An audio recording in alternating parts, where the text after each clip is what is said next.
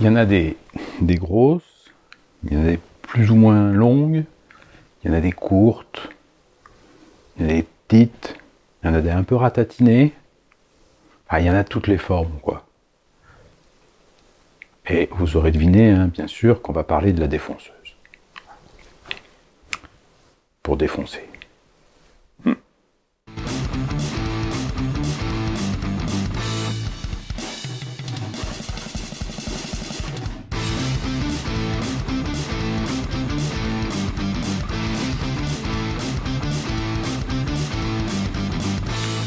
Et salut les boiseuses et salut les boiseux.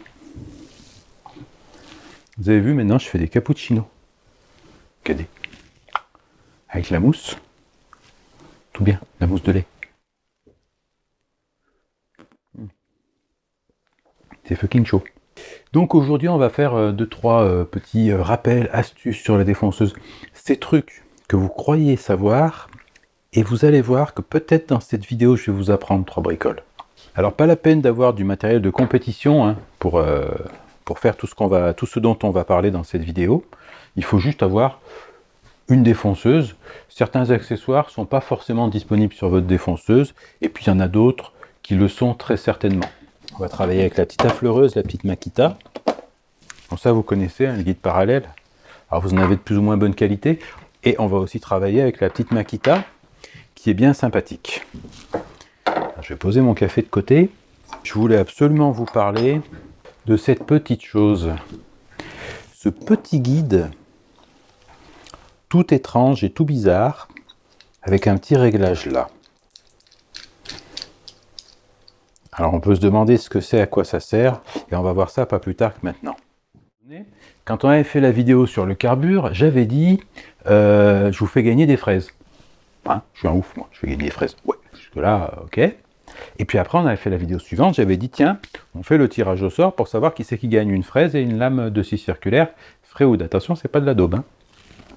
Eh ben, croyez-le ou pas, le gagnant n'a pas réclamé son dû. Donc, je vais attendre encore un petit peu, et s'il ne le réclame pas, eh ben, je remettrai en jeu. Donc, ce petit guide. Alors, ce petit guide ne s'utilise pas avec cette embase-là, qui est un petit peu complexe, on va dire. Non, ce petit guide, il s'utilise avec une embase qui est beaucoup plus simple. Avec celle-là. Et alors, il se met sur le côté, comme ça. Alors, vous allez me dire, qu'est-ce qu'il nous veut avec son machin? Bon, il faut quand même mettre une fraise sur la défonceuse, on va pas se mentir. Hein. Donc, fraise droite. Et donc, je la monte sur la défonceuse. Je fais un petit dépassement comme ça. Et ensuite, avec le guide, là, je peux venir. Donc là, hop, je serre bien pour que ce soit bien serré. Voilà. Donc, je peux venir vérifier que j'ai un dépassement dans un premier temps qui est quasiment nul. Hein, de la fraise par rapport au roulement. Et je vérifie que tout soit bien aligné. Donc vous le voyez difficilement hein, sur la vidéo. Hop. Mais faites-moi confiance, on est au ras. Et je vais fixer cette pièce. Donc voilà, je vais la fixer bêtement hein, avec deux presses. Rien de complexe. On va quand même faire attention à ne pas basculer parce que la pièce n'est pas bien large. Donc là, on va s'apercevoir que forcément, avec le réglage que j'ai fait, si j'usine ma pièce, je vous tourne un peu le dos, c'est pour être dans le bon sens pour utiliser la défonceuse, mais si j'usine ma pièce, forcément, je n'usine rien. Alors je vais rajouter une deuxième pièce à l'intérieur de la première pour pas basculer avec ma semelle de défonceuse. Hein. Ça m'évitera de vraiment basculer. Bref, c'est pas le sujet. Donc là, je fais un test. Théoriquement, je vais usiner pas grand chose ou alors un petit demi-millimètre, quoi.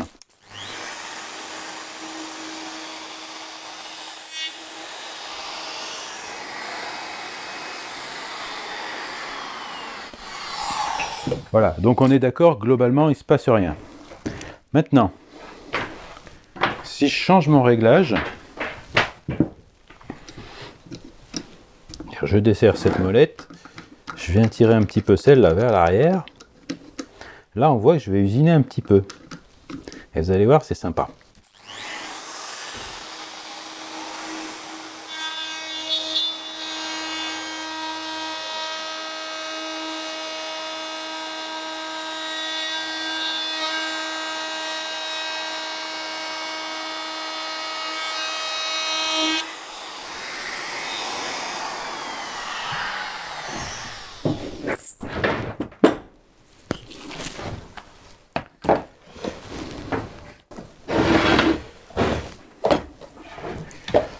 Donc ça, c'est le résultat. Donc c'est vraiment pas mal. Alors là, ma pièce, elle a quelques petits reliefs, on va dire. Du coup, bah, forcément, ça me les reproduit ici, notamment. Là, j'ai une petite bosse. Vous la voyez peut-être pas à la caméra, mais on la sent un peu. Du coup, on sent la même chose là. Donc, ce qui est intéressant, c'est que on reproduit exactement la forme qu'on veut en mettant une feuillure. Alors ça, c'est super. Si par exemple, vous avez l'intention ici, par exemple, de coller une petite bande. Des fois, on peut vouloir coller une petite bande en déco. Vous voyez, quelque chose de très fin en bois. Et du coup, ça peut être vachement intéressant d'avoir ce genre de choses. Alors après, on peut faire plein de choses. Par exemple, là, je pourrais très bien monter ici une fraise quart de rond, pour faire un petit quart de rond là, et avoir un truc un peu joli pour faire mon profil. Voilà, c'est des choses comme ça qu'on peut faire. Mais l'intérêt, c'est surtout de pouvoir faire des feuillures qui suivent n'importe quel profil. Et surtout, contrairement à une fraise à feuillure, je vais vous chercher une fraise à feuillure pour vous montrer vraiment le truc.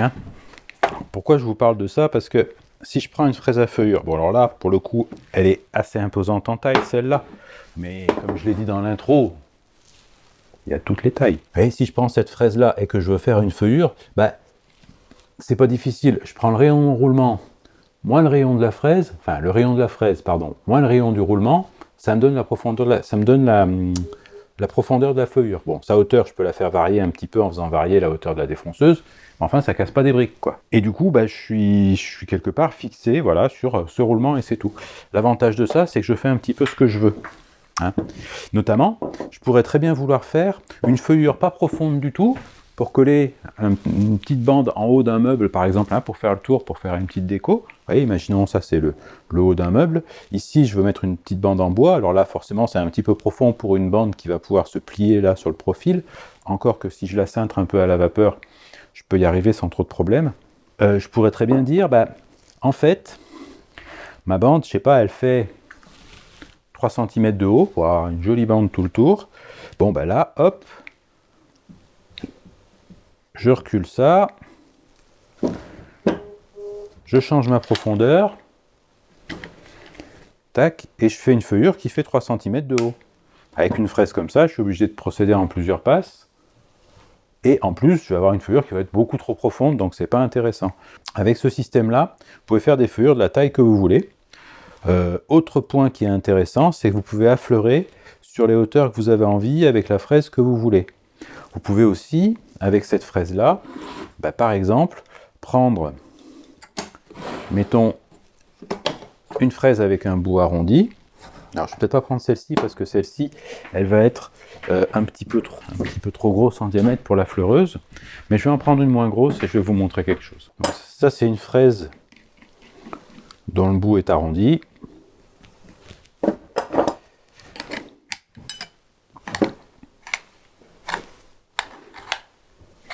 Donc je vais conserver le même réglage que tout à l'heure.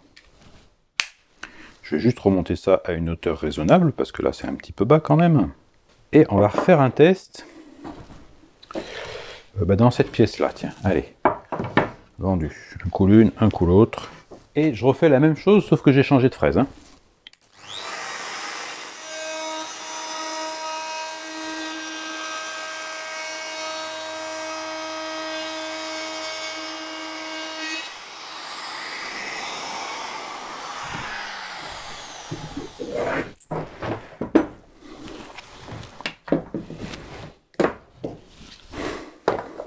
Et voilà le résultat. C'est plus par là le résultat. Oh tiens, c'est rigolo, ça accumule du copeau là. Voilà. Donc là, on voit qu'on a un petit quart de rond, enfin un congé, pardon, bien sympathique. Alors vous allez me dire, il suffirait que j'ai une fraise quart de rond.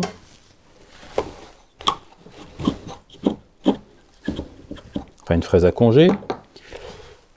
Évidemment. Avec une fraise à congé, ça fonctionne. Sauf qu'il faut que j'ai la fraise à congé de la bonne taille. Si j'ai trouvé une fraise qui m'intéresse et que j'ai eu une petite idée de profil un peu sympa, ça ne marche pas. De la même façon, imaginons que je veux utiliser une seule partie de cette fraise-là, je veux utiliser que le bout. Bon, Là, j'ai un roulement, ok, je peux venir faire rouler ici. Mais si je veux faire varier des dimensions ou ce genre de choses, eh ben, c'est embêtant. Avec ce système-là, je peux. C'est-à-dire, par exemple, je peux dire, tiens, je vais utiliser que cette partie-là pour faire un petit quart de rond tout le tour, hein, pour faire un quart de rond comme ça. Là, c'est pas vraiment un rond, mais ça n'empêche pas que je peux faire un truc bien fini. Donc, avec ce système, ce qui est intéressant, c'est que vous pouvez utiliser des fraises et les déporter de leur usage original.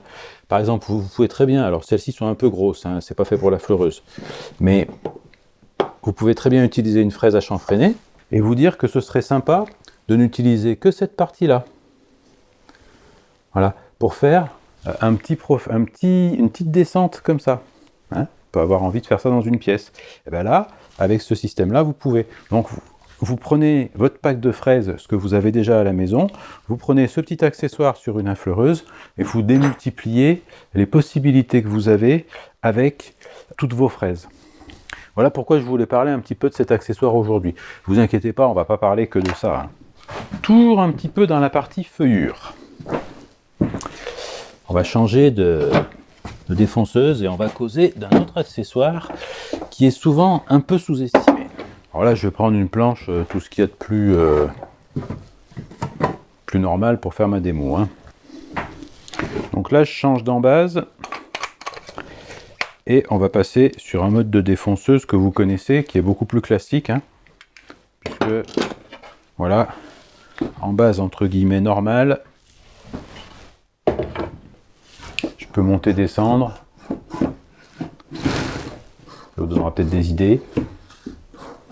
Je parle d'idées de meubles, hein. On se calme, voilà.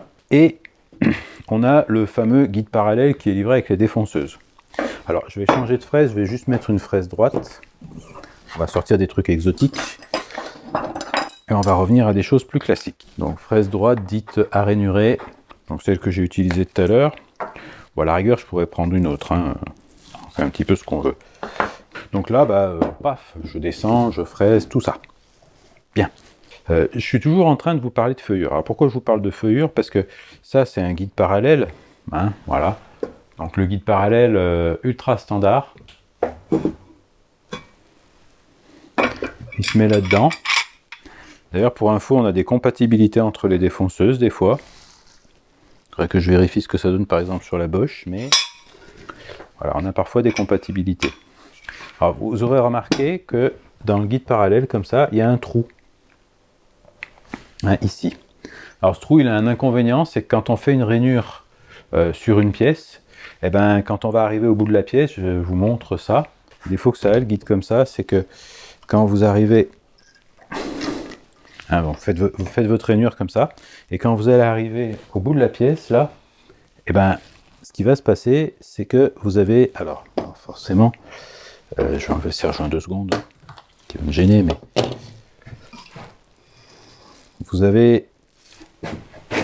Vous êtes en train de fraiser, et en fait, arrivé là, eh ben, vous allez tomber dans le trou. Voilà. Et donc, forcément, au-dessus de la pièce, ça vous fait un truc tout moche, puisque vous étiez en train de faire, par exemple, une belle rainure bien parallèle au bord, et paf, vous partez comme ça. C'est la raison pour laquelle vous verrez que très souvent, on prend une baguette en bois comme celle-là et on vient la visser ici sur le bord du guide parallèle. Hein. C'est d'ailleurs pour ça que tous les guides parallèles quasiment sont percés et qu'il y a 2 vis. Il ne faut pas hésiter selon les situations. Par exemple, moi j'ai travaillé sur un bord de porte, donc à mettre une pièce de bois beaucoup plus large et beaucoup plus épaisse. Donc vous voyez, ce guide parallèle aussi, il est percé d'origine. Hein. Alors, je ne sais pas si on voit très bien, mais dans l'autre sens même. Mais... Vous voyez là qu'il y a des vis, hein, que j'ai mis dans cette pièce de bois. Ce trou là, c'est pas moi qui les ai faits, ils sont là d'origine. Voilà. Et vous voyez que celui-ci a un peu le même type de creux ici. Hein. Ici, on voit qu'il y a un creux. Donc, ce creux-là, il a une utilité, parce qu'on peut se dire, si on tombe dans le trou en bout de pièce, à quoi ça sert d'avoir fait un guide qui est creux? Eh bien, je vais vous expliquer à quoi ça sert. Ça sert à faire éventuellement, encore une fois, une feuillure. Alors là, évidemment, c'est pour une pièce droite. Ça veut dire que vous allez venir ici et vous allez faire dépasser votre fraise à l'intérieur du guide. Alors là, j'ai pris une fraise qui n'est pas très grande. Et la conclusion de ça, c'est que vous allez faire une feuillure qui va dépasser de ce que vous avez fait dépasser votre fraise. Et c'est à ça que ce guide sert.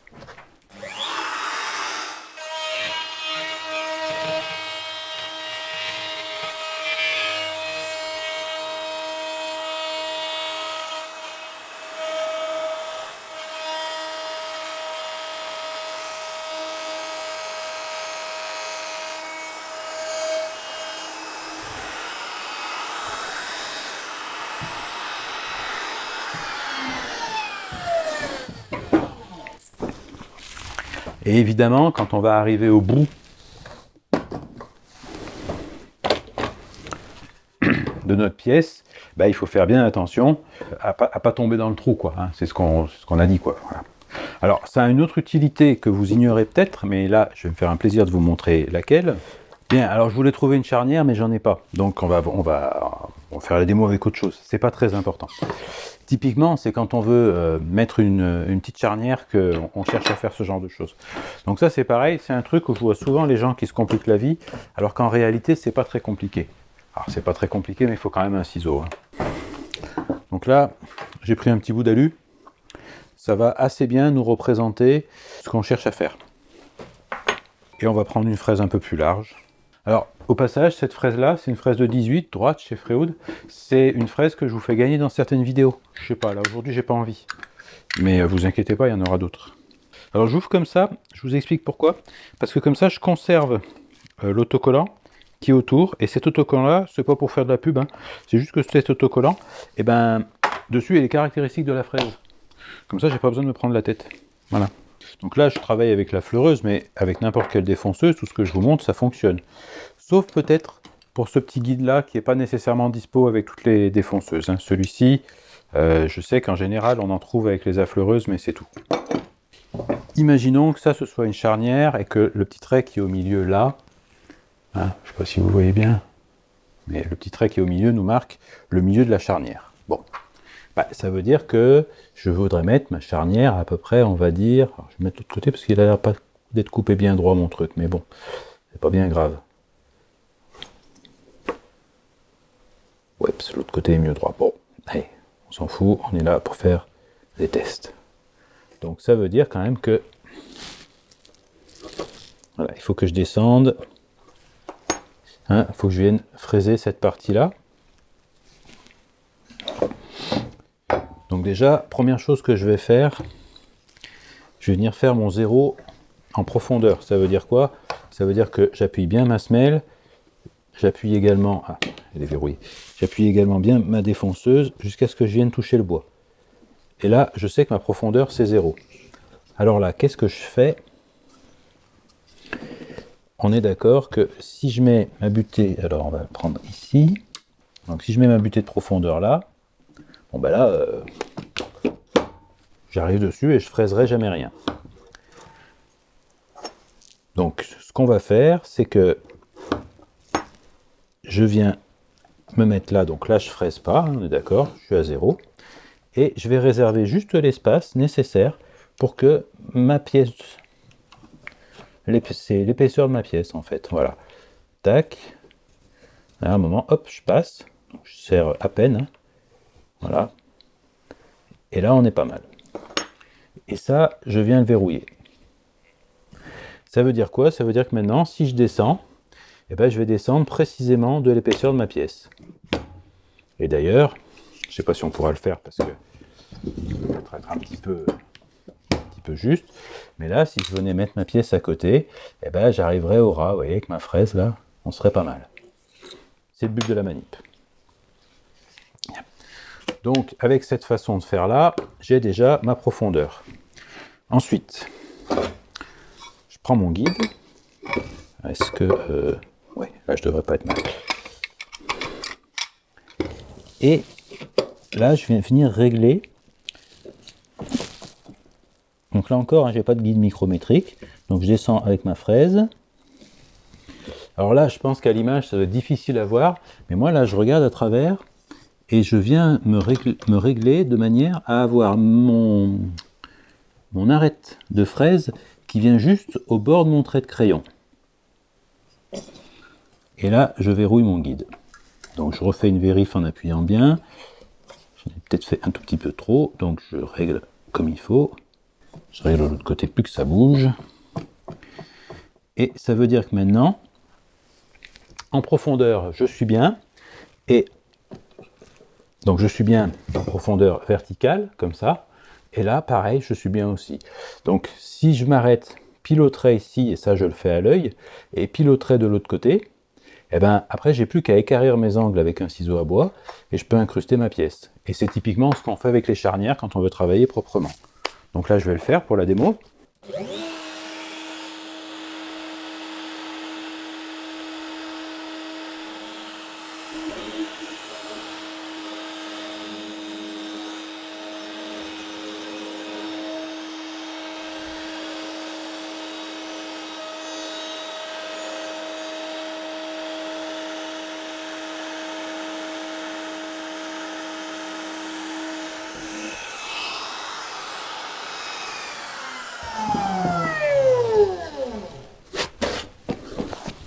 Alors l'avantage c'est que là, je suis bien plat quand je vais vouloir travailler avec le ciseau. Donc pour équarrir mes angles, hein, tout simplement. Donc je vais mettre un coup de ciseau dans le trait qui est là.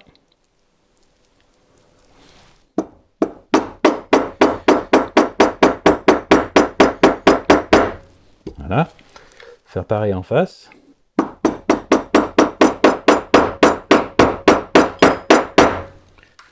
Après, de la même façon, tac, ici.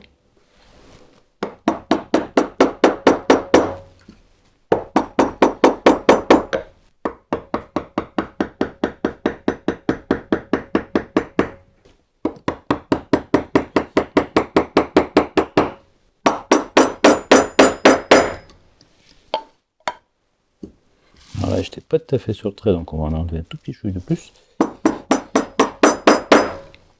Voilà. Voilà. Et là, j'ai mon emplacement de charnière qui est juste pile poil comme il faut. Alors c'était l'autre côté. Donc voilà, parce que ma pièce n'est pas droite. Hein. Voilà. Et il n'y a rien qui dépasse. Et on est propre. Donc si vous avez une belle charnière en laiton un peu épaisse et que vous voulez faire un truc bien propre, c'est avec ce genre de dispositif qu'il faut travailler. Et ça vous permet de faire ce genre de choses. Donc ça, c'est pour ce petit truc-là. Ensuite, je vais vous donner, on va dire, 2-3 trucs pour rainurer correctement, parce que je vois souvent des choses où c'est un petit peu n'importe quoi. Alors, je vais enlever ce guide-là, parce que pour faire ce que je veux faire, d'ailleurs, je vais remettre mes presses, parce que là, j'ai quand même besoin que ma pièce, elle tienne. Et je vais virer ce guide-là.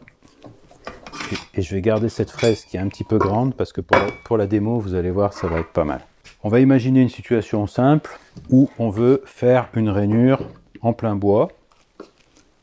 Je vais mettre un petit peu plus par là, hop. Voilà. Le truc que tout le monde sait faire, hein. On est d'accord. Sauf qu'il y a une chose qui est rarement prise en compte. Là, on est d'accord que... Alors, on va pas rainurer profond, hein, c'est pas l'objet. Mais imaginons, voilà, je veux faire une rainure, comme tout à l'heure, on va dire même profondeur. Bon, j'appuie mon guide sur le côté, j'avance avec ma défonceuse, et puis tout se passe bien. Alors ça, c'est un truc que j'ai déjà dit, mais que trop souvent, on oublie. Vous avez votre pièce de bois qui est rectangulaire comme ça, d'accord ?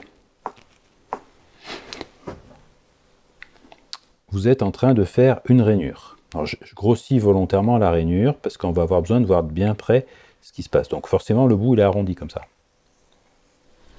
Puisque j'avance avec ma fraise dans cette direction. Et vous avez la fraise, et les fraises de défonceuse tournent toutes dans le même sens, elles tournent comme ça. Ça veut dire que, à l'avant, l'arête de coupe, elle va par là, et à l'arrière, elle va par là. Donc, comme la fraise pousse la matière par là, elle a tendance à pousser la défonceuse dans l'autre sens, vers là-bas. Donc elle va vous entraîner la défonceuse, hein, on va dire que ça c'est ma défonceuse là, donc elle va vous entraîner la défonceuse vers là.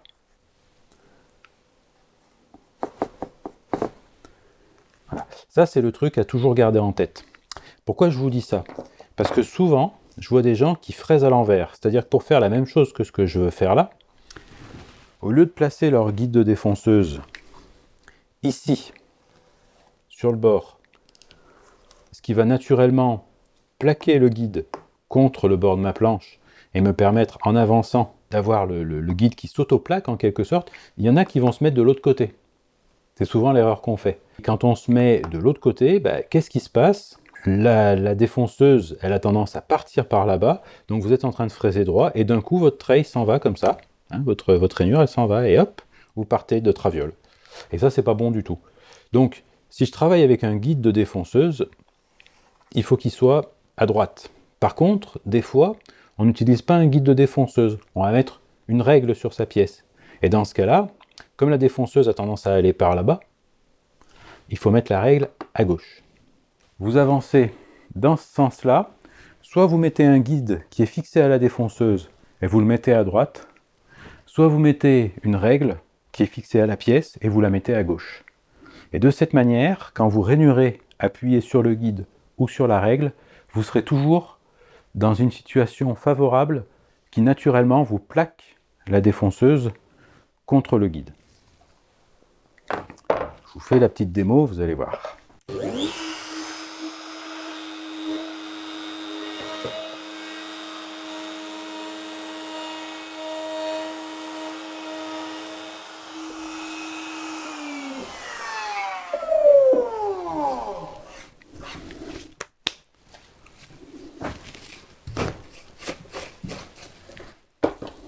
Donc là, vous ne l'aurez peut-être pas vu tout à fait, mais j'ai vraiment tenu ma défonceuse avec 2 doigts comme ça, et puis j'ai avancé tranquille.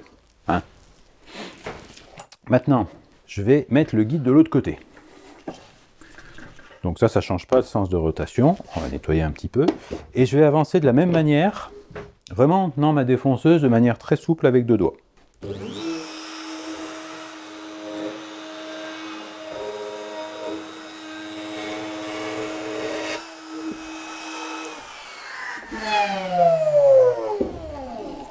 Alors vous pourriez croire que je le fais exprès, hein, mais je vais vous refaire quand même encore une autre petite démo pour vraiment vous montrer que je ne me raconte pas d'histoire. Pour ça, je vais retourner la pièce.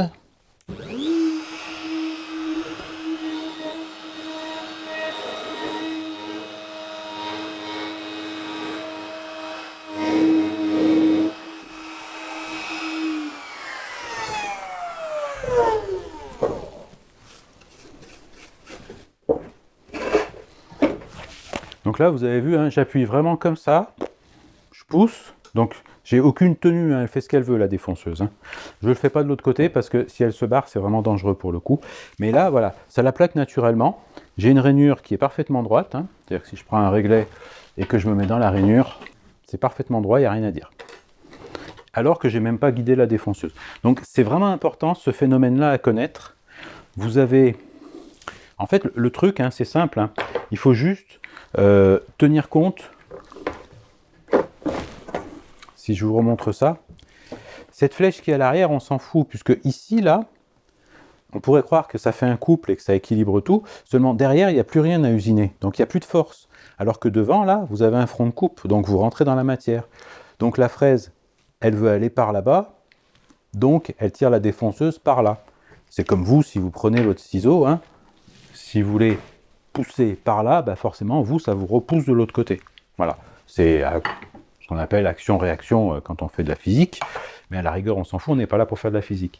En tous les cas, c'est un truc dont vous devez tenir compte quand vous faites des rainures, et plus la rainure est profonde, titre, plus fort de coupe est important, et plus donc votre défonceuse va avoir tendance à aller sur la gauche quand vous avancez comme ça. Ah, donc et vous avez une fuite vers la gauche. Donc soit vous avez la règle à gauche qui vous empêche d'aller plus vers la gauche, soit vous avez le guide à droite qui retient la défonceuse en s'appuyant sur l'autre côté de la pièce. C'est au choix. C'est un petit point de rappel sur lequel je voulais insister. Je vois trop souvent des gens qui utilisent la défonceuse à l'envers pour rainurer, que ce soit avec le guide ou avec une règle. De la même façon, si vous avez un gabarit, hein, si vous vous appuyez sur le gabarit comme sur une règle, donc que ce soit avec une bague à copier ou bien avec un roulement ou ce genre de choses, le gabarit, vous le mettez toujours à gauche. C'est comme une règle, un gabarit. C'est une règle tordue, mais c'est comme une règle. Donc, toujours à gauche. Voilà, vous avancez comme ça, et vous avez la pièce qui est à votre gauche. C'est important ça de le savoir, parce que vous allez vous barrer vers la droite. Ça dépend quel côté vous voulez garder, on va imaginer que vous voulez garder le côté et gauche. Puisqu'on parle de règles, je vais vous donner un dernier truc qui est important, que j'ai déjà dit dans une vidéo, mais là aussi, je vois trop souvent des conneries. Excusez mon vocabulaire. Donc vous l'aurez compris, maintenant on met la règle à gauche, bien sûr. Et il faut que je trouve... Bon alors elle est un peu pourrie, mais ça va faire mon affaire. Donc quand je dis une règle ça peut être n'importe quel bout de bois un peu droit, voilà. On se fout un petit peu de ce que c'est, je trouve un truc là un peu cool. Ça va le faire ça? Ouais, ça va le faire. Allez, on va prendre ça. Bon, faites pas attention parce que la planche elle est un peu crade. Donc vous notez, j'ai déjà dit mais je redis, que je mets la règle à gauche, puisque avec le front de coupe et ce que je vous ai expliqué tout à l'heure, la défonceuse part à gauche. Donc soit je mets un guide pour la retenir en partant d'ici sur la droite, soit je mets une règle à gauche. Jusque là tout va bien. Vous avez peut-être remarqué que les semelles de défonceuse, elles ont une forme, pour beaucoup, hein, c'est pas toutes, par exemple la Triton elle a une forme ronde, mais beaucoup de défonceuses ont une semelle qui a un méplat. Là par exemple, voilà, si vous prenez celle-là, donc ça c'est une Bosch, et elle a un méplat aussi, mais elle a aussi une forme ronde. Elle a les deux, elle a le méplat là, et la forme ronde ici. Celle-ci, elle a un méplat de chaque côté, voilà, vous avez différentes choses. Donc ça c'est la Bosch, la POF 1400 ACE, c'est une défonceuse voilà, qui existe chez Bosch, avec laquelle vous pouvez faire pratiquement tout ce que je viens de faire. Du coup, je ne l'ai pas utilisé, mais même le guide de la Makita, vous voyez, d'ailleurs je ne sais pas à quelle défonceuse il appartient, il est compatible aussi avec celle-là. Hein. Donc sur ces marques-là, on a l'Anthrax ici qui est le même. Donc ça c'est assez pratique. Ça veut dire aussi que je peux utiliser mon guide micrométrique. Pardon. Donc qui provient aussi d'une Bosch. Bah pareil, c'est le même Anthrax, c'est les mêmes diamètres de tige, donc ça c'est pas mal. Mais c'est pas le sujet. Le sujet là, c'est la forme de la semelle. Et on aurait tendance donc à se dire, tiens, j'appuie ma semelle ici, côté plat. Et je vais vous montrer pourquoi il ne faut pas le faire. Pourquoi il ne faut pas le faire? Parce que quand vous allez travailler, vous avez très vite fait de faire ça en fait. Et dès que vous faites ça, vous n'êtes plus correctement en appui. Donc il ne faut pas utiliser cette partie-là. Je vous montre un petit peu le pourquoi et le comment. Hein. Donc je fais une première petite démo en partant de là, puis après on fera l'autre bout de la planche.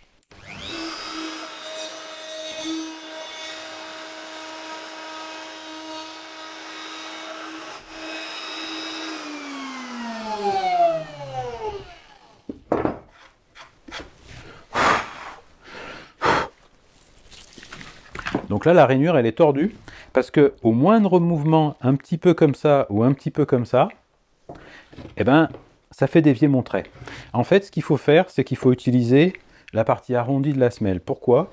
Parce que en utilisant la partie arrondie, même si j'ai les méplats sur les côtés, là, j'ai quasiment tout ça de possibilités de bouger, sans que ma rainure soit affecté par ça. Je vous montre.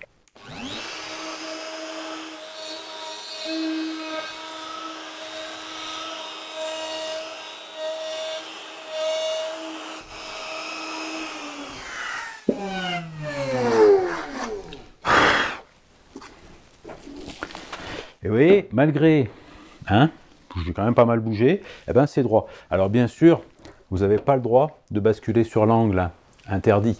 Parce que là, forcément, il y a tout qui s'en va. Mais enfin, reconnaissez quand même que j'ai quasiment 90 degrés de possibilité de bouger. Donc, quand vous appuyez la semelle de la défonceuse sur une règle, appuyez le côté rond.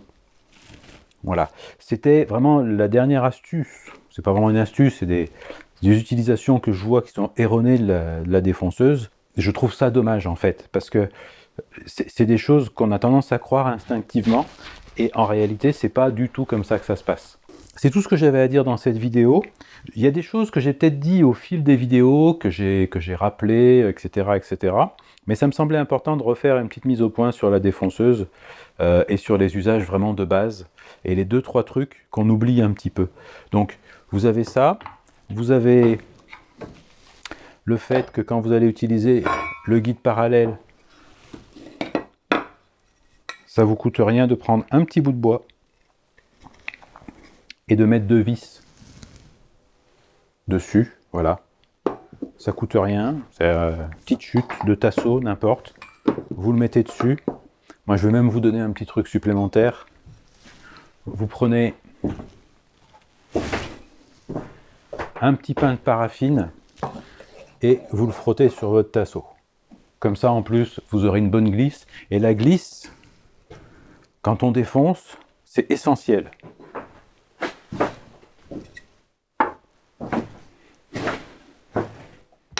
Elle est bien, cette conclusion. Je pense qu'on va la garder. Du coup, on arrête là. Promis, dans les prochaines vidéos, si on utilise des fraises Freewood, je vous fais gagner des fraises Freewood et des lames Freewood, les deux, parce que je suis un ouf. Le gagnant de la dernière vidéo, bah, s'il regarde celle-ci, il peut venir récupérer son gain, quoi, à un moment. Hein. Il m'envoie un petit mail. Donc, vous trouvez dans les infos de la chaîne mon adresse mail avec ses coordonnées. Et puis, bah, je le lui envoie, le chose, moi. Je suis comme ça. Donc, voilà. Et c'est à peu près tout. Hein.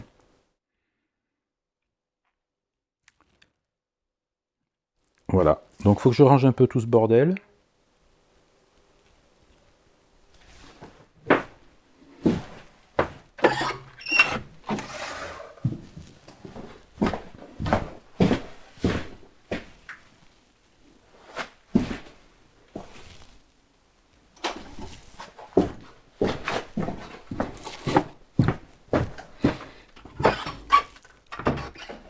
Donc, il faut que je range un peu tout ce bordel, disais-je. Il faut que je termine mon 28e cappuccino de la matinée. Donc, vous vous barrez de mon atelier et à la prochaine. Oui, bah barrez-vous maintenant. C'est fini, là, voilà. Je range si je veux. Pom, pom, pom. D'arrosoir.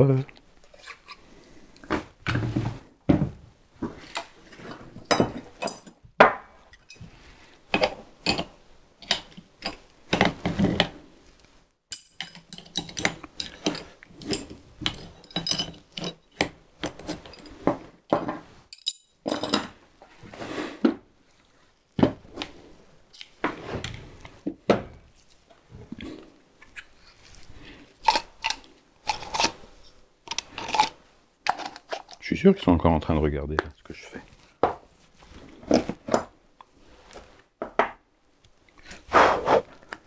Tu me diras, un gars qui filme tout ce qu'il fait, c'est un exhibitionniste. Et des gens qui l'observent soigneusement pendant qu'il filme tout ce qu'il fait, c'est des voyeurs. Hein.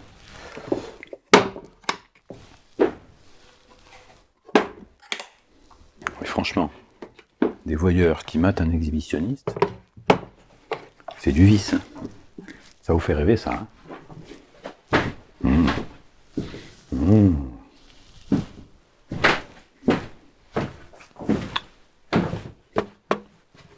Hop, je les cache. Voilà. Voilà, voilà.